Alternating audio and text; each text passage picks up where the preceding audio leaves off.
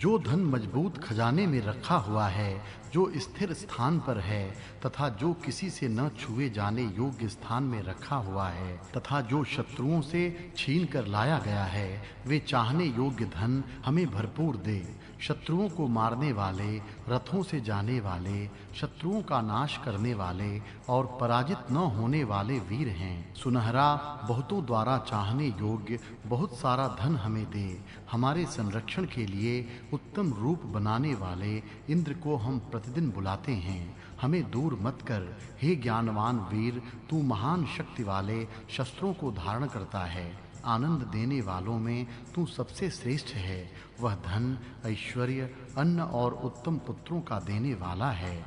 शत्रु का नाश करने वाला वीर 60,000 धन हमारे आनंद के लिए देवे। बहुत सारे बाण मारकर शत्रु को झुकाने वाला ही वीर है। यह कार्य घोड़ों के युद्ध में, बाहुओं के युद्ध में, हाथों के युद्ध में, शत्रुओं को सुलाने के समय अथवा शत्रुओं को भगाने के समय ही किया जाता है। शत्रुओं को दूर कर, शत्रुओं को यहाँ से भगा। हे अग्रणी, तू हमारे पास रह और हमारा रक्षण और कल्याण कर। तू तेजस्वी है, इसलिए हमें धन दे। हे तेजस्वी और प्रकाशमान देव, सुख के लिए और मित्र प्राप्ति के लिए तेरी प्रार्थना करते हैं। ये भुवन सुख के साधन बने। इंद्र हमारे शरीर और पुत्रों को सुखी करे। इंद्र हमें औषधि प्रदान करे। तुम इंद्र की पास से उपासना करो। उपमा। इस 7वें अध्याय में उपमाएं निम्न प्रकार हैं। मित्रः न, मित्र के समान हरिः दर्शतः, सोम देखने योग्य है। वृष्टिमान पर्जन्यः इव,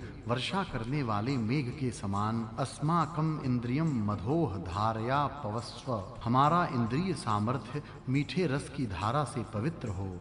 मेघ की धारा और सोम रस की धारा की समानता यहाँ दिखाई है। रथम इव, रथ जिस प्रकार बनते हैं उसी प्रकार इन स्तोत्रों को हम कहते हैं। इन स्तोत्रों की महिमा का वर्णन करते हैं। रथ के दोनों ही पहियों को जिस प्रकार हाल मिलाता है या संयुक्त करता है, हे इंद्रे, उसी प्रकार हमसे धनों को संयुक्त कर। जिस प्रकार गाड़ी की गति से उसकी धुरा को गति मिलती है, उसी प्रकार स्तोताओं की प्रार्थना के द्वारा तू उन्हें प्राप्त हो। गाय दूहने के समय जिस प्रकार सरलता से दूध देने वाली गायों को बुलाया जाता है, उसी प्रकार उत्तम रूप वाले इंद्र को अपने संरक्षण के लिए हम प्रतिदिन बुलाते हैं। उषा जिस प्रकार अपने प्रकाश से सब जगत को भर देती है, उसी प्रकार हे इंद्र, तू अपने प्रकाश से द्यू और पृथ्वी दोनों लोकों को भर दे। जिस प्रकार वीर हाथों में प्रखर शस्त्रों को धारण करते हैं, उसी प्रकार तू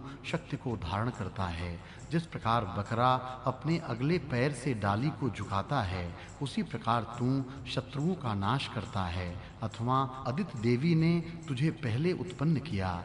जिस प्रकार छोटे बालक को सजाते हैं, उसी प्रकार हवि और स्तुतियों से इस सोम को और स्वादिष्ट बनाते हैं। जिस प्रकार माँ अपने बच्चे को पानी से साफ करती है, उसी प्रकार सोम पानी में धोया जाता है।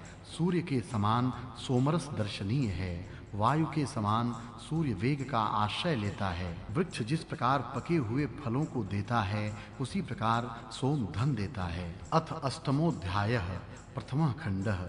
उष्णा ऋषि के समान काव्य बोलने वाला, स्तुति करने वाला, देवों की जीवन कथाओं को उत्तम प्रकार से कहता है। महान कार्य करने वाला, शुद्ध बंधु के समान पवित्र होने वाला और उत्तम दिनों में तैयार किया गया सोम शब्द करते हुए पात्र में जाता है। ज्ञानी वृषगण नामक ऋषि शत्रु के सामर्थ्य से डरकर सोम कूटने का शब्द जहाँ हो रहा था, उस स्थान पर उसी समय गए। वे मित्र रूप ऋषि स्तुति के योग्य, शत्रुओं के द्वारा न सहने योग्य तथा शुद्ध होते हुए सोम के लिए वाण नामक बाजे को बजाने लगे। अनेकों के द्वारा की गई स्तुति से प्राप्त होने वाली गति को वह सोम प्राप्त करता है। सहज ही क्रीड़ा करने वाले की गति को दूसरे गति करने वाले माप नहीं सकते। तीक्ष्ण तेज से युक्त सोम प्रकाश फैलाता है। दिन में हरा दिखता है, और रात में प्रकाश युक्त दिखता है। रथ और घोड़े जिस प्रकार यश की इच्छा करते हुए धन प्राप्ति के लिए पराक्रम करते हैं, उसी प्रकार छाने जाते हुए सोम शब्द अथवा पराक्रम करते हैं। युद्ध में जाने वाले रथ के समान गतिमान सोम को भार ढोकर जाने वाले मजदूर के हाथों पर जिस प्रकार बोझ रखते हैं, उसी प्रकार लोग हाथों में धारण करते हैं। ये सोम स्तुतियों द्वारा राजा तथा 7 ऋत्विजों के द्वारा यज्ञ जिस प्रकार सुशोभित होता है, उसी प्रकार गाय के घी आदियों से सुशोभित किए जाते हैं। निचोड़े गए सोम महान स्तोत्रों से प्रशंसित होने के बाद मीठे रस की धारा से आनंद बढ़ाने के लिए कलश में गिरते हैं। इंद्र के पीने के लिए उषा का तेज बढ़ाते हुए सोमरस शब्द करते हैं। स्तुति करने वाले प्राचीन बलवान सोम को लाने वाले मनुष्य ऋत्विज यज्ञ के दरवाजे खोलते हैं। श्रेष्ठ जाति के अकेले सोम के स्थान को पूर्ण करते हुए 7 होतागण यज्ञ करने के लिए बैठते हैं। आँखों से सूर्य को देखने के लिए यज्ञ की नाभि रूप सोम को अपनी नाभि के पास अर्थात पेट के समीप रखता हूँ। इस प्रकार करने से सोम के पुत्र रूपी तेज को मैं पूर्ण तेजस्वी करता हूँ। इंद्र नेत्रों से द्युलोक में प्रिय और हृदय में रखे हुए सोम को देखता है। यहाँ पहला खंड समाप्त हुआ। द्वितीय खंड। इस यजमान के द्वारा बनाए गए देवता संबंधी योजनाओं को जानकर उत्तम सुशोभित हुए सोम धर्म के समान यज्ञ के मार्ग से तैयार किए जाते हैं।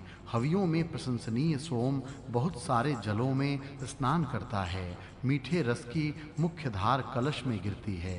हवियों में मुख्य यह सोम स्तोत्रों को प्रकट करता है। बलवान, सत्य स्वरूप और हिंसा न करने वाला सोम यज्ञशाला में जल में शब्द करता हुआ आता है। यह दूरदर्शी सोम अपने बलों से मनुष्यों को शुद्ध करते हुए जब स्तुति को प्राप्त होता है, तब स्वर्ग से बलवान इंद्र यज्ञ में आने की इच्छा करता है। जब इस सोम को ऋत्विज प्रेरणा देते हैं, तब शुद्ध होने वाला सोम शत्रुओं को नष्ट करने के लिए तैयार होता है। प्रजाओं के शत्रुओं को दूर करने के लिए जिस प्रकार राजा जाता है, उसी प्रकार यह सोम भी जाता है। हरे रंग का प्रिय सोम पानी में मिलाया जाकर जब बालों की बनी छलनी से छाना जाता है, तब शब्द करते हुए स्तुति को स्वीकार करता है। जो यजमान इस सोम को निचोड़ने आदि कार्यों में व्यस्त रहता है, वह वायु, इंद्र और अश्विनव देवों के पास आनंद देने वाले सोम के साथ पहुंचता है। जिन यजमानों के मीठे सोम की लहरें मित्र, वरुण और भग के लिए बहती हैं, वे यजमान इस सोम के महत्व को जानकर सुख से युक्त होते हैं। द्युलोक और पृथ्वी देवों, तुम इस मधुर सोम रस रूपी अन्न की प्राप्ति के लिए हमें धन, अन्न और संपत्ति तथा जय प्राप्त कराओ। हे सोम, यज्ञ करने वाले हम, सुख देने वाले, धन देने वाले, संरक्षण करने वाले, अनेकों द्वारा चाहने योग्य तेरे बल को आज अपने पास चाहते हैं।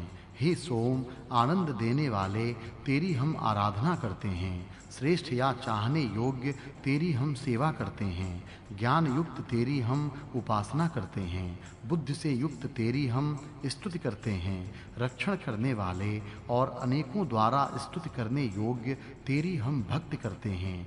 हे उत्तम यज्ञ करने वाले सोम, धन के लिए हम प्रार्थना करते हैं। उत्तम ज्ञान के लिए हम प्रार्थना करते हैं। पुत्र पौत्रों के लिए हम प्रार्थना करते हैं। रक्षण करने वाले और बहुत द्वारा प्रशंसनीय तेरी हम आराधना करते हैं। यहाँ दूसरा खंड समाप्त हुआ। तृतीय खंड। द्युलोक के मस्तक भूमि में जाने वाले सब मनुष्यों के हितकारक, यज्ञ के लिए उत्तम हुए ज्ञानी और सम्राट, लोगों द्वारा पूजनीय और देवताओं के मुख रूपी हमारे संरक्षक अग्नि को ऋत्विज यज्ञ में अरणियों से उत्पन्न करते हैं। हे अमर अग्नि, सब देव सब ऋत्विज प्रकट होते ही तुझे बालक के समान सम्मानित करते हैं। हे विश्व के नेता अग्नि, जब पालन करने वाले द्युलोक और पृथ्वी लोक के बीच में तू प्रदीप्त हुआ, तब यजमान तेरे यज्ञ के कारण देवत्व को प्राप्त हुए। यज्ञ की नाभि धन के भंडार जिसमें बड़ी-बड़ी आहुतियां दी जाती हैं, ऐसी अग्नि की ऋत्विज लोग स्तुति करते हैं। सब विश्व के नेता, हिंसा रहित यज्ञ के चालक, यज्ञ के ध्वज, ऐसे अग्नि को ऋत्विजों ने मथ करके उत्पन्न किया। हे ऋत्विजों, तुम मित्र और वरुण के लिए मोटी आवाज से गायन करो। महान छात्र तेज से युक्त मित्र और वरुणों, यज्ञ के स्थान पर बड़ी स्तुति सुनने के लिए आओ। जो मित्र और वरुण दोनों ही सम्राट हैं, जल उत्पन्न करने वाले तथा प्रकाशमान देवों में प्रशंसनीय हैं। वे मित्र और वरुण हमें द्युलोक पर के और पृथ्वी पर के महान धन देने में समर्थ हैं। हे देवों, तुम दोनों के महान छात्र बल देवों में प्रसिद्ध हैं।